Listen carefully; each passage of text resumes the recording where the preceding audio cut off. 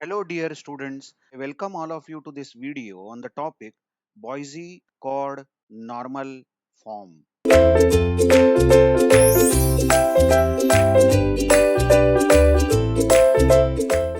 We have come a long way in normalization chapter and we have seen when is the table in first normal form?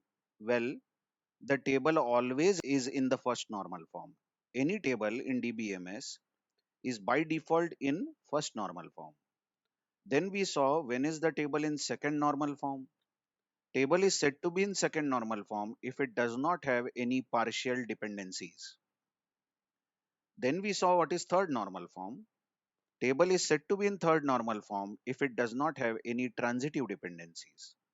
Now the property is that if you say that the table is in third normal form, suppose some table is given and we know that it is in third normal form, that means it does not have any transitive dependencies, then it is understood that this table is in second normal form also. That means for a table to be in the third normal form, the table has to be first in the second normal form. That means if the table is in third normal form, then it does not have any partial dependencies. Yes, it does not have any partial dependencies. That is why it is in second normal form. And it does not have any transitive dependencies either. So it is in third normal form. So when is the table said to be in second normal form? First of all, the table should be in first normal form. By the way, any table is always in first normal form. In relational algebra, we know the property every table is by default in first normal form. Then table is in second normal form if it is in first normal form and it does not have any partial dependencies. Now, finally, coming to BCNF, Boise chord normal form. This is the highest form of normal form that we are going to learn in GATE syllabus. Now we say that the table is in BCNF if it is first of all in 3NF. So table should not have any transitive dependencies and it should not have any partial dependencies. Further, the table is said to be in BCNF if for any non-trivial dependency, check the word, for any non-trivial dependency of the form X determines Y, X must be a super key. That is LHS of FD must be a super key. That means every dependency which is defined on the table now, every dependency should have LHS as a super key. Remember, candidate key is also like a super key because nothing added to candidate key is candidate key itself, but something added to candidate key is a super key. So we can say candidate key is also a super key. Come again, just check the definition.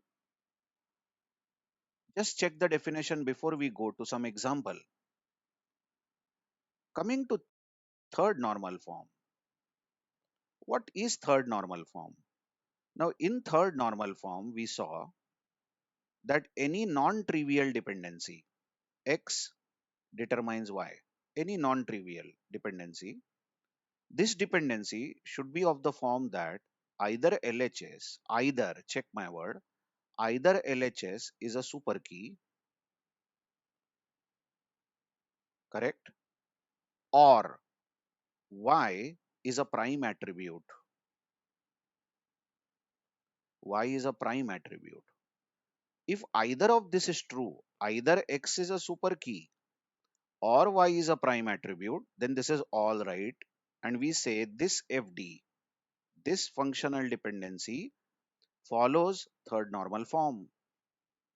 What if both are true? Left hand side is a super key and right hand side is a prime attribute. Well and good. Very nice. Then it is still in 3NF, isn't it? So just imagine we have a table. Just don't look at the example written after the definition. Just follow me first of all. Just imagine that we have a table, something like R is the relation or table having four attributes A, B, C, D.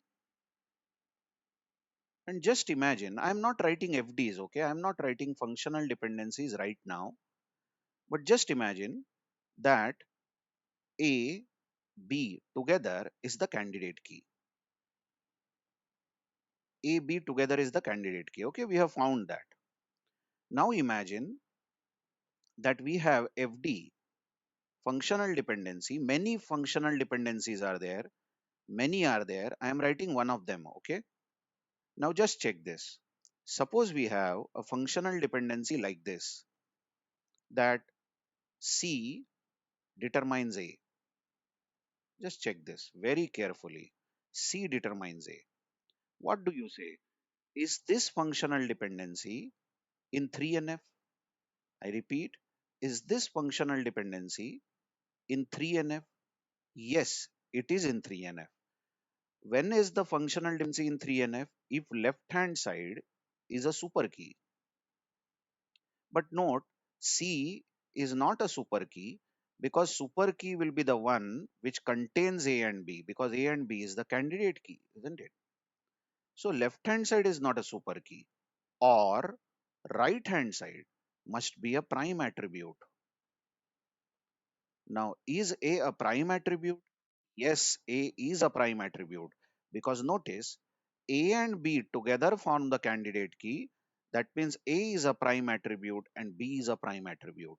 Then this functional dependency is in third normal form.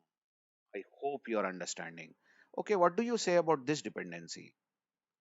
ABC determines D. Just check it thoroughly.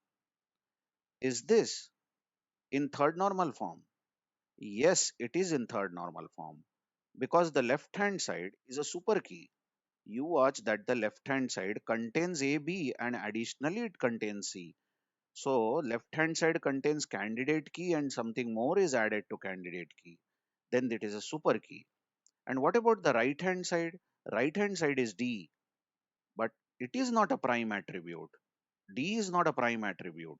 But when is a functional dependency said to be in 3NF? If either left hand side is a super key or right hand side is a prime attribute. So here left hand side is a super key, then this functional dependency is in third normal form. Okay, what do you say about this dependency on the above table? Suppose I say that there is a dependency like this. Watch. AB determines D, let's say. Is this in third normal form? Yes, because left hand side is the candidate key itself. You can say it is a super key, correct? Nothing is added to candidate key. Okay, but then still you can say candidate key is like a super key. Nothing is added to candidate key. And is the right hand side prime attribute? No, it is not a prime attribute. Right hand side you can see is a non-prime attribute. We have got only two prime attributes, A and B, because AB forms the candidate key. But then this dependency is in the form of third normal form, because left hand side is a super key. So what does BCNF say, by the way? BCNF is more stricter.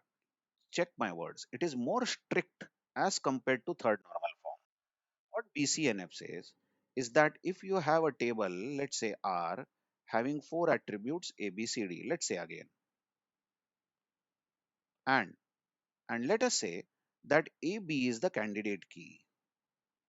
AB is the candidate key. We have found that using FDs. Now just imagine we have an FD of this form. AB determines C. Now, first of all, you observe this is in 3NF, because left hand side is a super key.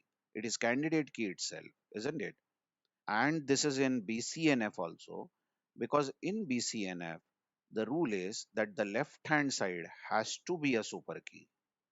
We are not bothered about right hand side. Hello, check the definition. X determines Y means X must be super key. We have not spoken anything about Y. So you might feel that how is it stricter in that case? Just check how strict BCNF is.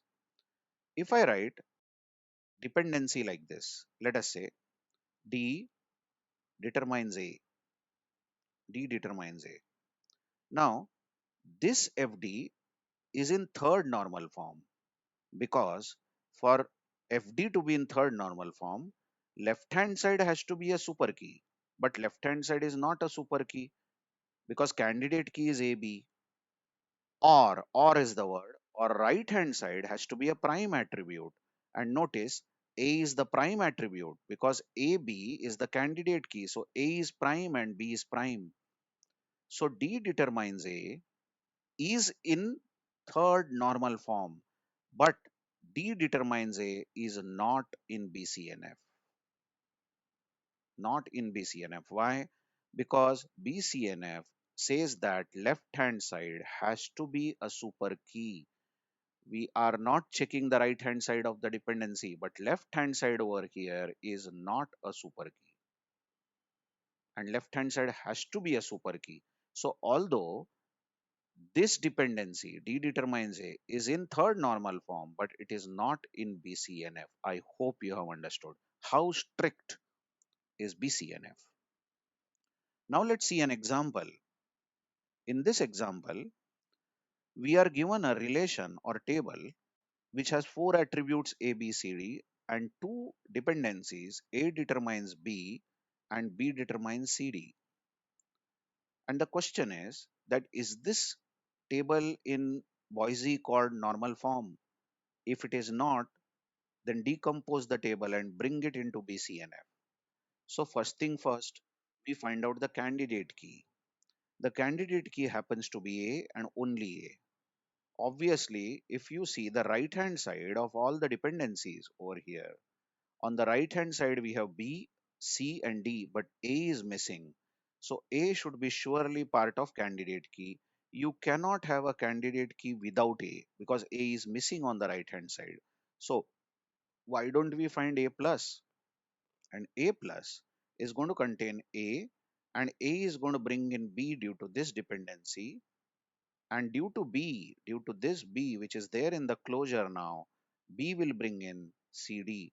That means A has ability to determine all the attributes. So A is the candidate key. And same reasoning follows. If A is the candidate key and A is compulsory, A must be there in the candidate key because A is nowhere on the right hand side of any dependency. Now you cannot have only B as the candidate key. You can't have B as the candidate key because A has to be there in the candidate key, isn't it? Or you can't have only C as candidate key or only D as candidate key. Neither you can add anything to this candidate key saying, is AB a candidate key? Senseless question. Come on, AB will be candidate key because only A has ability to determine everything. Then AB will definitely determine everything. In fact, then AB will be a super key, AC will be a super key, AD will be a super key, isn't it?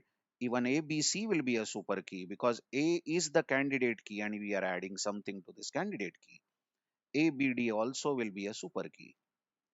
So anything added to candidate key will give us a super key. Anyway, so A is the candidate key. So now let's inspect every FD over here. And is every FD following BCNF? Check the first FD, A determines B. What's the left hand side? Yes, left hand side is a super key. In fact, left hand side is the candidate key. A is the candidate key and candidate key is a super key. And we are not bothered about right hand side. A determines B is in BCNF. What do you say about B determines CD? This is not in BCNF because left hand side has to be a super key and B is not super key. It is not containing the candidate key A. So that's what I have written over here. The functional dependency A determines B, observe, is according to the rules of BCNF because LHS is a candidate key, that is super key. But B determines CD is not following the rules of BCNF because LHS, that is B is the LHS, is not a super key. So what do you do in that case? As our habit goes, B determines CD is the culprit. It is not following the rules.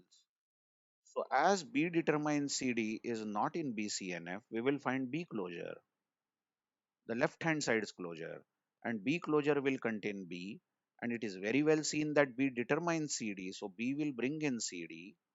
And now observe, with the given FDs, B closure will bring in CD, but there is A determines B. This FD cannot be used because A is still not there in our closure. So B closure is going to contain BCD. I will rewrite it. B closure,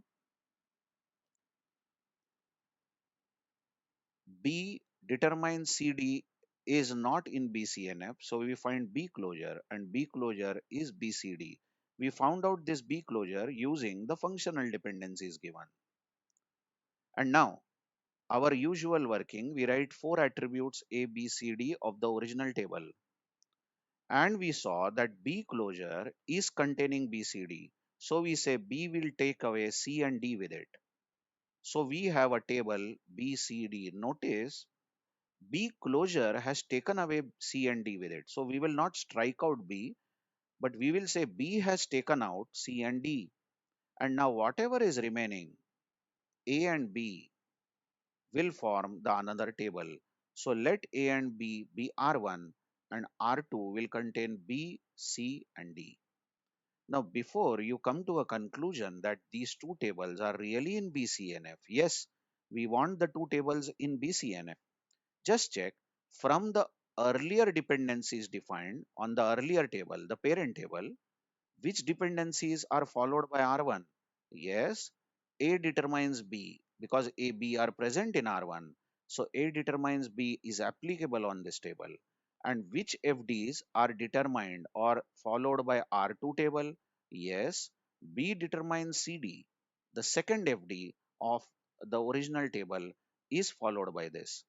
By the way, don't you see that in R2 table, B is the candidate key.